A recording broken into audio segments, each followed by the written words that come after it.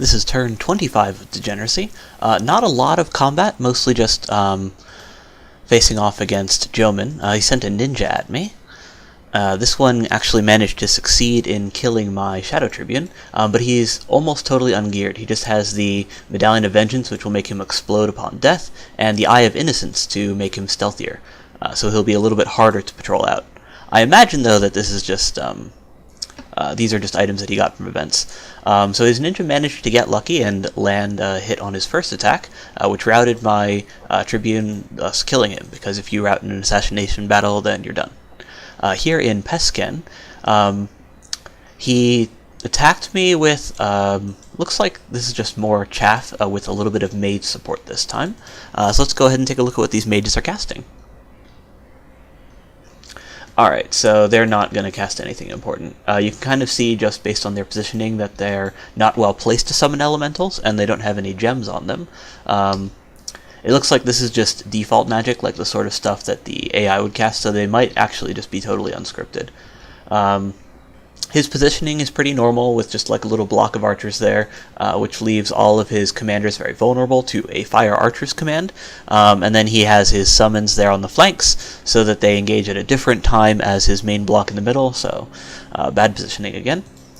Here in Pantokrator's Bounty, we actually managed to kill a lot more of his Sacreds this time, in large part because they're unblessed. Since we know that he didn't have the chance to have a commander escape with them, these guys are just left at default script right there in the middle, just mingled with the other troops, and if he'd built any PD, it would have been mixed in with them as well. And then I actually brought a fair number of crossbows this time, and I have my Prophet here set to spam Apostasy, with the idea being that I might hopefully be able to steal a couple of these guys.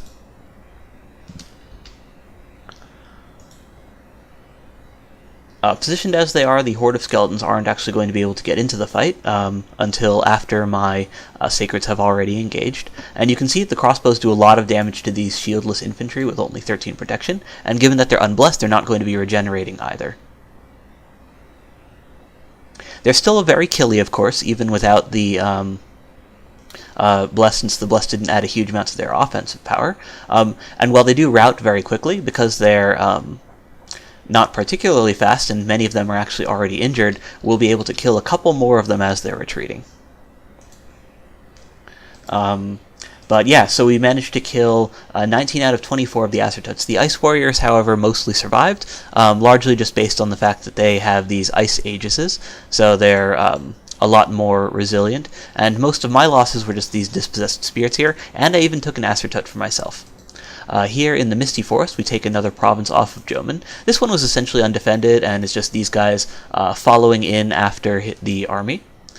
And I got couple lucky events, so some air gems, and then this is an important one, because this gives me a couple blood mages and some free death mages, the blood and death mages, and I actually have researcher take advantage of their death pass, of course, given that death is my national magic. I probably won't be doing all that much blood hunting, but I might be able to get an item or two out of them, and then I get a few additional water gems for my luck scales. So I need to actually extract these guys, like I need to make sure that I can get them back safely to my territory. Because I don't want to send my army back this way, and these guys here don't have a commander to lead them, it's dangerous to try to retreat out of this province here, so I'm going to have them attack this province here and retreat into here. Given the way that Jomin's been playing, I don't expect him to attack into this stack, because he's basically just been playing around where my troops were, as opposed to where they were moving to.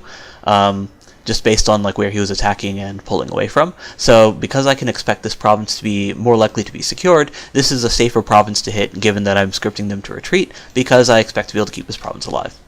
I'm going to continue chasing these Sacreds in. It doesn't look like he built a commander here either, so I should be able to finish off the last of them using this same stack. These Spirit Masks, I believe, are items that I got for free. Like, I managed to get the same item twice, and it auto-casts Frighten, which is great because I already have Fear Auras to work with that Frighten effect. I'm calling Shadows up over here, basically just to bolster my numbers, so that I have more guys here just in case anything goes wrong, in order to frontline, so that these guys are more likely to get off their spells. I have them scripted to Mind Burn and Sleep Cloud. Mind Burn is being cast first just because it's longer range, so they'll be able to snipe people before they get into range, and then the Sleep Cloud should hopefully be able to put guys to sleep once they do get closer.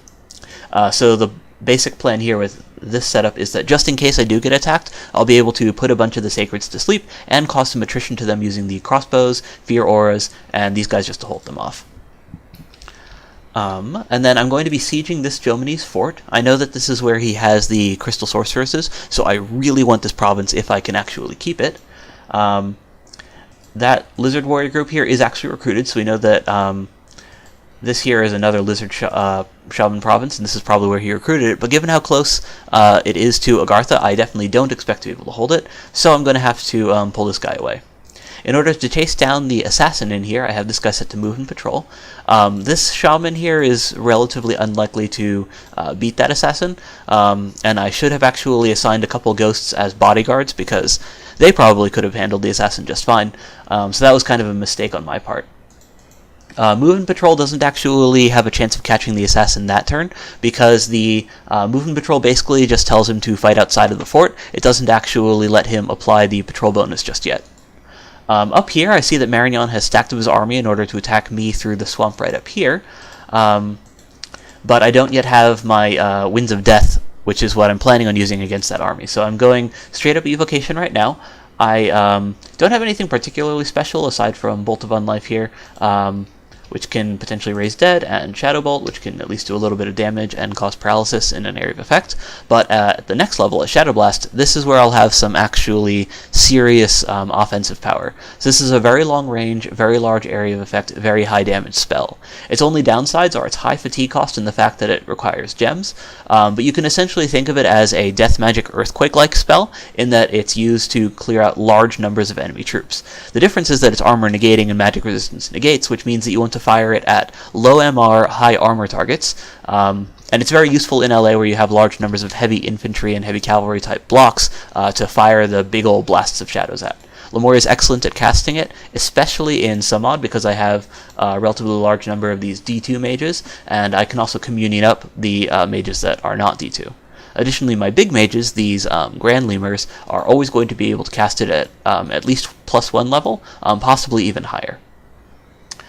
So for now, I'm basically just waiting on being able to cast my large area effect spells once I see this army here. I'll be able to decide then if it's something that I can send up some mages with ghosts from my core of forts right over here, or if it's something that I'm going to need to wait until Winds of Death to fight. I see that Agartha is building up a large number of troops right over here, but given that he's done this before, I think that it's just as likely that he's going for this throne here as it is that he's actually going for my forts, just because he hasn't shown an inclination to try to lay siege to them just yet. If he does lay siege to them, then once again I'm going to want those big area of effect spells in order to try to cause as much attrition as possible, and I'll basically be bouncing immortal mages off of this stack in order to basically try to cause damage to him without actually losing any of my permanent troops. And then I'm basically stuck on income right now because I've been penned into the lands that were just under my dominion, like my snowballing's been cut off short. I'll be able to get a little bit more back as I push out over into here, but until I get all the way over into 111, I won't be getting a whole lot of income out of these provinces since they're all largely dead. I'll be getting a little bit more out of Joman's territory, but until I do, I'm going to have a hard time recruiting more mages, and I'm definitely not going to be building any additional forts once this one finishes, and I don't even have enough money in order to finish the temple there. So building a temple here is going to be my first priority as far as money goes, and then I'll be recruiting additional shamans when possible. Just to go briefly over the gem situation, since I haven't touched on it recently, my death gem income is amazing because of all the deadlands that I have, and I also have fairly decent site searching, so I have some silver sarcophagus there, an ancient temple here, that sort of thing. So I actually do have additional death gem income, but a large amount of it is from these deadlands, just based on the fact that I was able to expand so quickly early on.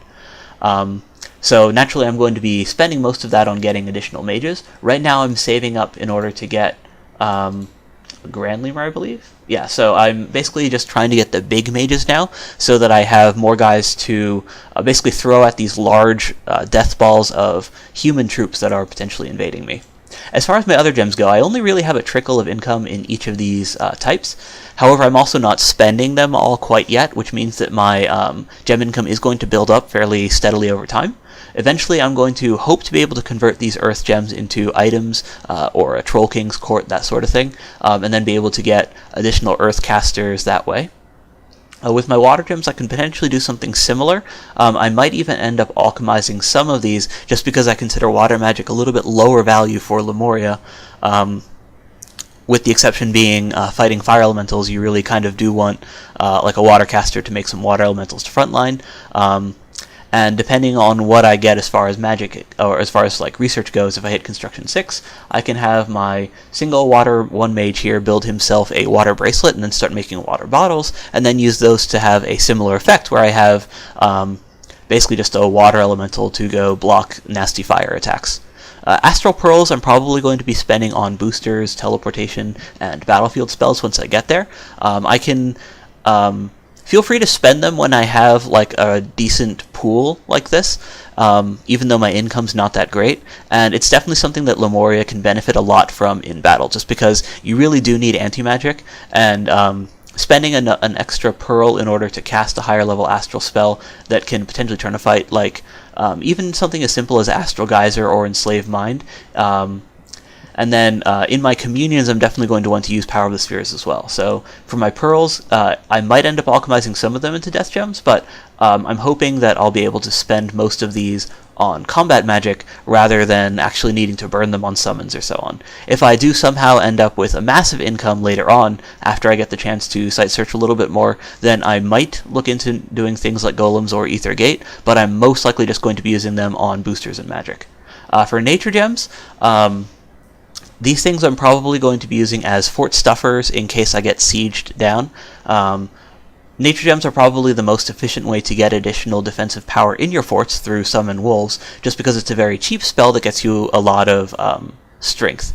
While the wolves themselves are undisciplined and not very useful in a fight, they can help hold up walls just as well as ghosts can, and I have a bunch of Nature 1 mages that I can use to summon them. Eventually I'm also going to want to make some boosters and potentially do more nature battle magic like Howl and so on. And then nature is also going to be usable for thug items when I get to the point in the game where I can start thugging my Grand Limers. So that's the... Oh, and then the fire gems, I'm not even sure what I'm going to be using those for, or I wasn't sure what I was going to be using those for at this stage in the game. It's something that I can potentially boost up with my Pretender making the Skull of Flame, and then summoning...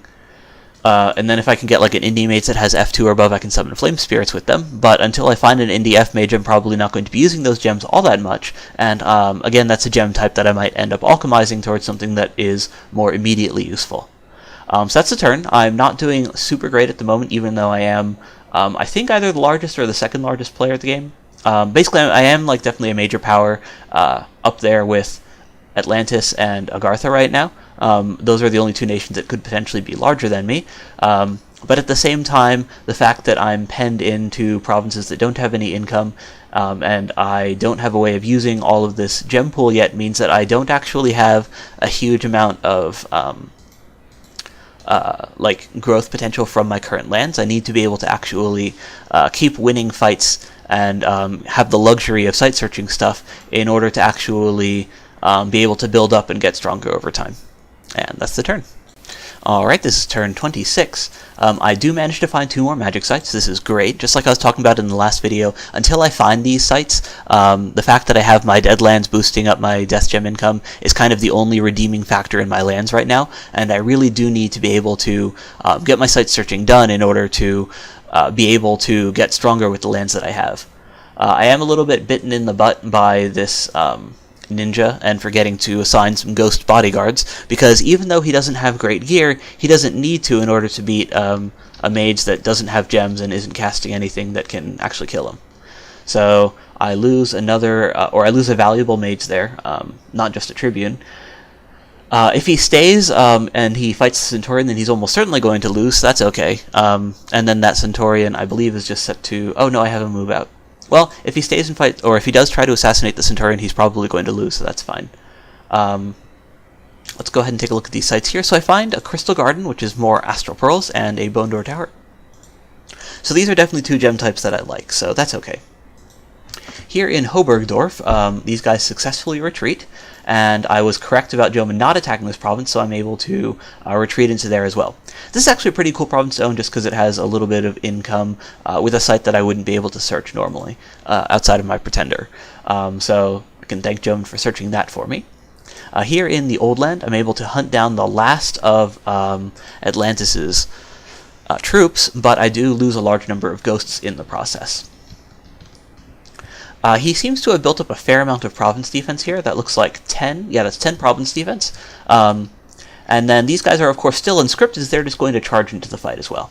I'm still spamming Apostasy in the hopes that I'm going to be able to take some of these Sacreds for myself. And you can see there that the Sacreds with their 10 magic resistance are regularly taking damage from the Javelins in terms of their morale check, or in terms of their MR checks, but their armor is still heavy enough that they're able to avoid a lot of these 10 damage attacks. The same is true for these Ice Warriors here. You can see that even when they're surrounded by ghosts, it takes a little while to whittle them down, and this is with additional skeletons and crossbows hitting them as well. So these are just like extremely heavy infantry that yeah, the guys are going to be a huge pain to fight as the game goes on. Luckily, though, I am able to capture these guys, and once they're routing, their attack and defense are lowered, so they're less likely to hit my ghosts, and they're more likely to take damage from them.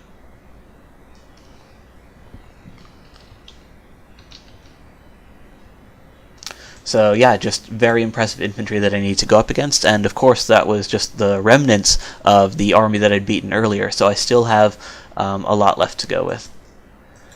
So I sold some gems to Abyssia for gold, because I do need gold in order to build that temple and potentially hire more mages. Here in Dampdale, I see what Agarth or Marignon's army is. So this is at least good to know. So he's got a demon or jester here. This is a special Marigny summon, which is basically like a standard that increases morale in the squad that it's put in. The benefit to this is both in increasing the morale for if you're using low morale demons like imps, but it's also helpful for mixing demons with human troops. Basically, when you mix demons or undead with living troops, then the squad takes a -1 morale penalty, and the jester helps offset that. And that's kind of its stated purpose in its description as well.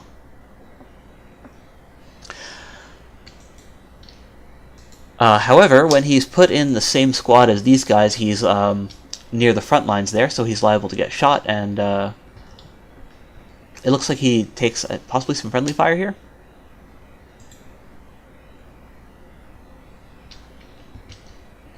Yes, he just gets hit by a friendly crossbow bolt. But this is just one province defense, so there's not like anything particularly special about that fight other than seeing what Marignon brought. And it looks like it's just more of the same, just with a couple of these blood summons now. Here in the Black Peaks, I was able to take and siege this fortress. I lost a couple of wolves to province defense just because they ran ahead of the bulk of my army, so that's a little bit unfortunate. Yeah, they're just a little bit too far forward, so when they do get through the gaps, then their very high AP means that they reach the enemy ahead of my own guys.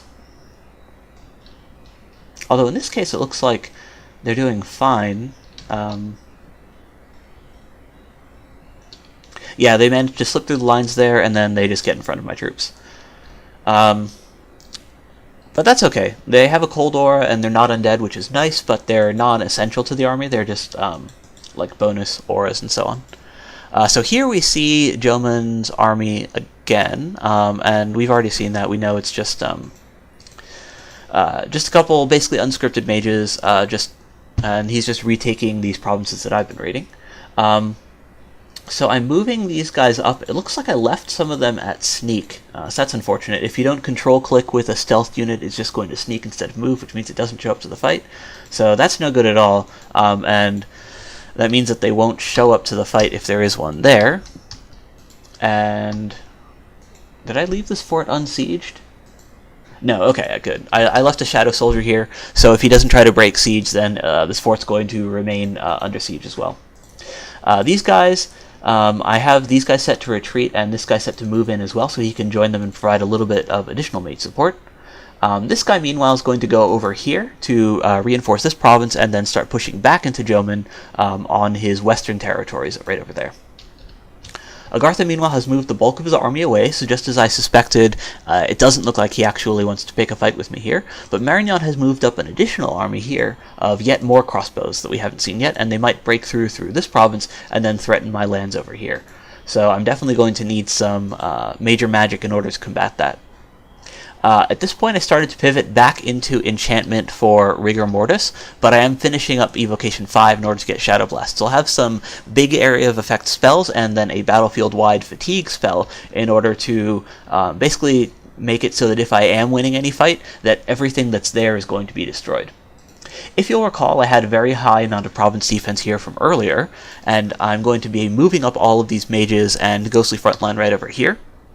The idea being that if he attacks into this province, then I'll have a bunch of mages all set up to cast spells to back up the crossbows that are already here, and then I'm also still going to have additional frontline from the free spawn ghosts and additional firepower from my existing crossbows. Then this army, having finished off the last of the retreating forces of Atlantis, is splitting up. I don't expect him to have a huge amount of province defense here, so I'm only going to be sending one mage who's going to be spamming some skeletons and have a line of specters or of spectral infantry as well.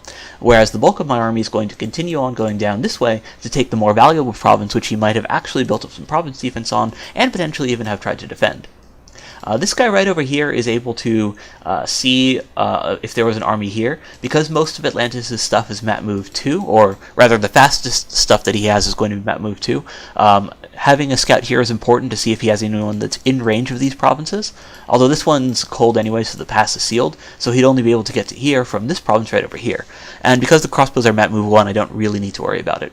However, in order to see what he can potentially move into this province, because it's a border mountains rather than a mountain province, it's possible for him to move from this province right over here all the way over into here. So it would have been helpful to have a scout here as well. And then what I should have done is probably that. And then that would have given me vision on both of the provinces that could reinforce into here, because we know that these two provinces are still indie. So I'll be able to see what all Marignon is doing with these armies here next turn. I can see that Mictlan has been building up a bunch of Jaguar warriors right over here, so I do need to be a little bit worried about that as well. Whenever you see a large number of troops being built up at your border, even if it's someone that you have friendly relations with, the map tends to be more honest than the players themselves, and we can see here that Mictlan is going to be prepared to fight me, which means that I do need to be worried that he will. So I did manage to catch that ninja as I expected, and then also as I expected, the Centaurian won this battle handily. And Centaurians should only be afraid of ninjas when they're bringing friends with them, like a water bottle or something. He does manage to kill the two ghosts when he explodes from his amulet, and he even causes an additional affliction to this already somewhat afflicted Lemur Centaurian. So it's a little bit closer than it could have been, but I at least got rid of that annoying assassin. Here I'm able to take the province, even though some of my mages were stealthed, so that was a little bit of a mistake to not have them all there. And then I'm going to be pulling them back up this way, because I see that he has all of his guys over here, and I want to first see his script before I take the fight, just to make sure that his mages aren't going to be doing anything nasty. Additionally, because this connection here is open from the heat, I can expect that Jomon might at least want to attack into here, and then if he does, I want to be able to catch him so I can win that fight right over there. Because these guys are slow, I think that they're out of range of this province right over here, so I should be able to snag that for free. But let's go over the attacks onto Atlantis.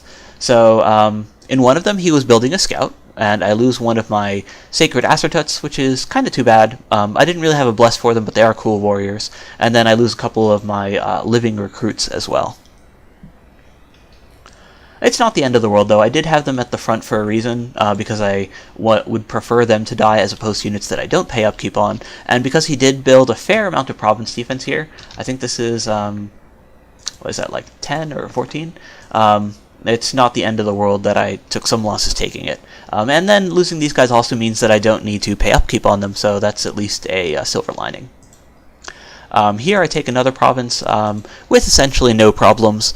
I again lose one ghost in the process, and again he actually has a reasonable amount of PD. Luckily for me, the ghosts, because they're stopping to throw the javelins, let the skeletons run forward, and the cavalry routes relatively quickly. So with the skeletons taking the hits from the heavy infantry, and everyone actually routing very quickly, it's an easy fight on my part. So this is actually a huge event just because of the gold. While the gems, of course, are very useful, and having the Bless will let me add Undying to one of my units, the gold is most important for letting me get more infrastructure in mages, because I've been really suffering on that account. And then this is yet more gold, which is, again, a lifesaver. With only the one Spectre on top of this fort right over here, he's definitely going to be able to break out if he wants to. I have this guy over here just in case he does like a test break in order to just see what I'm defending with. And as usual, I'm using these guys just as a screen because I don't feel bad at all getting rid of them. And then I have these guys right over here set behind, basically just the remnants of my living force, and then a couple of ghosts that have been free spawning in nearby provinces or have retreated. So he's basically just gathering up the guys, and then he'll be able to potentially rejoin this army if necessary. So this army right over here is in range to attack either of these two provinces. If he attacks this one right over here, then I would definitely lose with the guys that I had been sending to hold the fort, but because this is a Jomani's province, I don't actually expect him to. Instead, I expect him to attack into here. So I'm going to have everyone basically call additional guys with the hopes that I can potentially get yet more frontline, and then I'm stacking up a huge amount of province defense, as much as I could afford at the time. And with the gold that I gotten from events, that's actually a lot.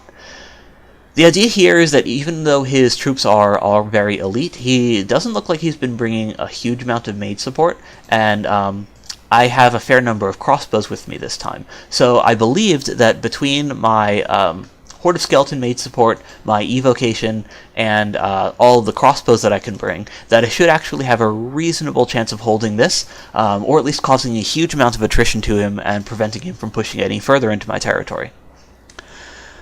Marignon, meanwhile, has stacked up all of his guys right over here and then brought yet more guys up into the swamp. So choosing to clear out the Indy province and the fact that I didn't have a scout there means that I actually don't see what he has here. However, I do have this mercenary group which I just bought, so I can send them in to potentially cause some damage, since they are at least tramplers. And then I'm withdrawing all of my mages away from my front with Micklin right over here, just because of the fact that he has this massive troop buildup over here means that he is, again, poised to attack me. And by pulling all of my troops, or all of my mages over here, I can potentially have additional mage support inside of this fort. I'm switching back to evocation, mostly because I realized that in order to actually make rigor mortis matter, I need to be able to actually hold on to the fight. Like, I need to not die to fire elementals and crossbows and demons and so on, and have the fight go on long enough in order for enemies to fall asleep. So unless I have a large number of Skell Spammers or just an absurd number of ghosts, that's not really likely going to happen. So instead I want to tailor my research towards the spells that are going to let one mage do a lot of damage without a huge army in front of him. And that's going to be Earthquake, which I already have, and Shadow Blast again, which I already have. So those are the two earlier and lower impact ones. And then the large ones are over here down in Evocation 7, namely Rain of Stones and Wind of Death. Rain of Stones is going to be a spell that I'm going to be using with my Pretender, and is much more likely to kill mages, whereas Winds of Death is going to be able to apply the decay effect to any enemy that fails an MR check. And that's going to be have a very high chance of actually decaying humans, and also has a decent chance of decaying undead as well. And while you wouldn't think that undead can die of old age, it's definitely possible in Dominions to decay them out. Shardwights are at least somewhat resilient to that, but if he switches back to Iron Corpses, or otherwise has a fair number of soulless, then they're definitely susceptible to it. The other nice thing about Wind of Death is that it's not negated at all by protection, so Marignon's high protection Royal Guards are just as likely to die to it as his unarmored crossbows. I'm going to have these guys here basically just holding onto the fort because I'm not going to try to patrol and fight with the province defense. Instead, I'm going to wait, see what he has, see if he can break the walls at all, and only then try to fight him after I've already seen what he can have and seen what I can do with my mages in order to beat him. I'm also moving this guy back over here, in part just to collect any undead that are over here in case I do need to fight outside of this fort's walls. If he instead goes over this way, I'll at least be able to see his army, and everyone who's in this fort can potentially move in order to counter him. The fact that Miklin's built up over this on this border right over here is also potentially beneficial to me, as opposed to his being built up over here, because it means that he and Marignon are going to be fighting over the same relatively small area, which means that I stand a decent chance of them either running into each other if they're uncoordinated, or at least not being able to have as much room to maneuver, so they won't be able to take my stuff as quickly.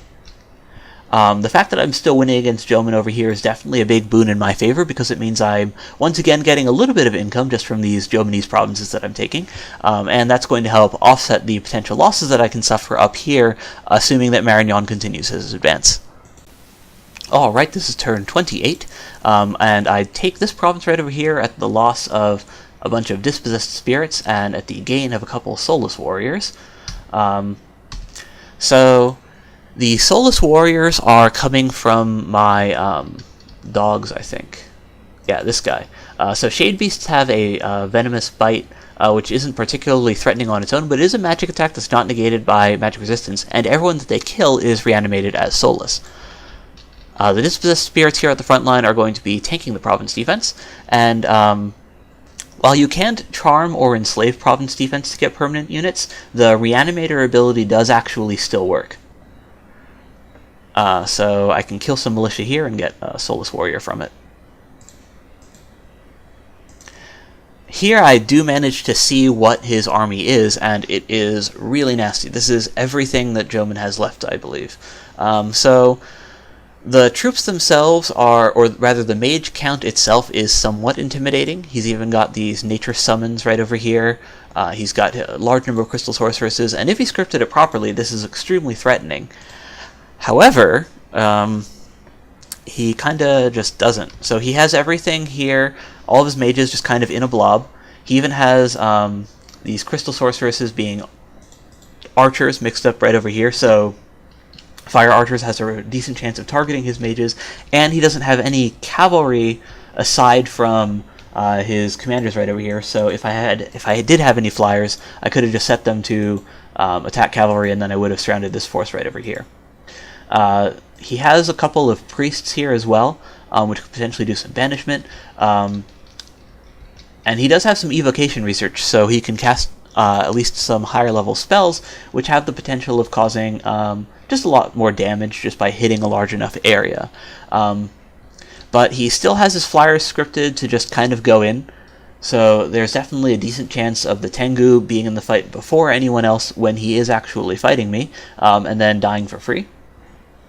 And then similarly, his unscripted buff stuff isn't going to be doing nearly as much as it could be if he actually chose the best spells like Legions of Steel and Strength of Giants. So here my War Elephants just lose to Province Defense because Marignon moved the entire army out. And yeah, it's not even like a huge amount of Province Defense, but it's enough, and my positioning is not correctly placed in order to fight cavalry, which I did not remember was the Province Defense type. They were just positioned to squish infantry instead, and the cavalry, of course, being faster, close a lot more ground, and because they get the first hit on the War Elephants never even get a chance to trample before they rout. And then here I do get to see what his combined army looks like, and it's not as scary looking as the army that Jomon was throwing out with all of those mages, but it is positioned a lot better. So these imps here at the front aren't really threatening on their own, but they are just set up to basically draw aggro because they're fully ahead of the rest of his guys, so anything that's set to target the closest is going to go for those, rather than either of the two mercenary groups that he has there on the flanks. He still has this line formation thing with his crossbows, which I don't fully agree with. but it's not the worst thing in the world.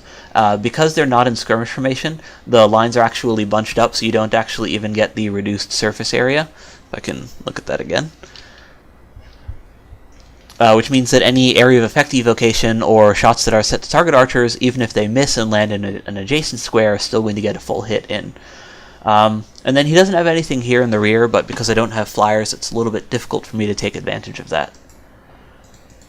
And then his mages, this guy here is potentially set to cast Power of the Spheres, Phoenix Power, and then Flaming Arrows, or something along those lines, or he might just be making elementals. This guy here is ungemmed. And let's see what else he's got.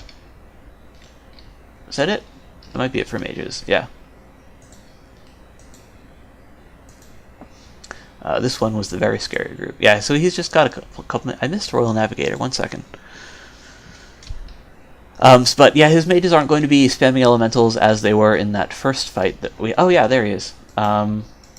So neither of these guys have... Oh, this guy does have gems. I think he's just carrying spares for this guy, though.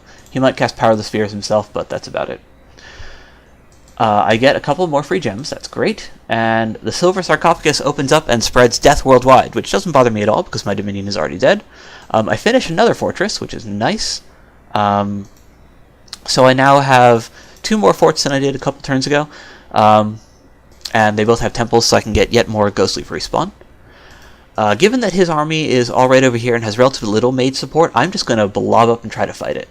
So, I have Shadow Blasts here to cause some large area of effect spells. I have lots of buffs to put on my undead from all of my priests. By default, they're just going to be casting what buff spells they can. And this guy here is going to be casting Terror rather than Shadow Blast in order to try to take advantage of the Fear Auras that I already have in my troops. The Fear Auras are spread up so that they're not going to be the first to hit, and these militia mercenaries that I hired are set up in the front so that they are going to be the first to take a hit, and they have this one little squad over here of only paralyzers, which are set slightly further forward, just in case he does have anything set to attack or fire closest. The rest of his stuff should be mixed in amongst my guys. If they're not flaming arrows, then these spectral shields should be able to block a fair bit of it. Otherwise, I'm hoping to win by sheer weight of numbers and the fact that I have area of effect spells, which should help basically nullify the otherwise large firepower advantage that he has. This guy right up here is going to be leading the remnants of my crossbow force and the spirits that I had free spawned over into raiding behind Marignan, in the hopes that he's not following up this army with another one, even if he has, I'll at least get some scouting information. These guys are another mercenary group which are going to basically be following in to try to capture this province, and again hoping that he doesn't have anything over, or that he doesn't have anything that's flying or whatever that can get into here, and that he doesn't send his army over here in order to hold on to it. Given that it's a waste province, I don't expect him to devote a huge amount of resources to holding it, and that mercenary group should be more than enough to take on the PD. I can see here that he's been building up, or that Atlantis has been building up his forces even further. So he has a huge number of guys here now, as well as a bunch of crossbows, and he even built a fort here. I can assume, given that the crossbows that I'd already been seeing here were most likely built there, that he actually is having everything set up over here because he has crossbow production. So, I'm going to abandon this thing that I wasted all that money on province defense on. Hopefully the PD can still cause some damage on its own, but aside from that, the PD was kind of a waste of money, because I'm not going to be fighting with it, because that group is just too scary looking. It's just too much stuff, and I just don't have the death gems to spam the Shadow Blasts on these guys, and even if I did, it would be very dicey, just based on the huge number of troops and the potential to bring a large number of crossbows. However, I am going to be sending this Horde of Skeletons guy to try to capture this province, and then potentially do some raiding up this way, just because I see that this province is relatively empty. And given that all of those guys are amphibious, they can potentially go up this way and then scoot into the water to cause some damage to Atlantis' economy that way. Because this is too many troops for me to want to fight at once, I'm going to be expecting him to lift the siege right over here. So I'm leaving only, again, one shadow in order to hold the fort. And then, meanwhile, these guys are all going to go over here and capture these provinces back from Joman. Given that he doesn't have a huge number of troops there, I should be able to do that relatively easily.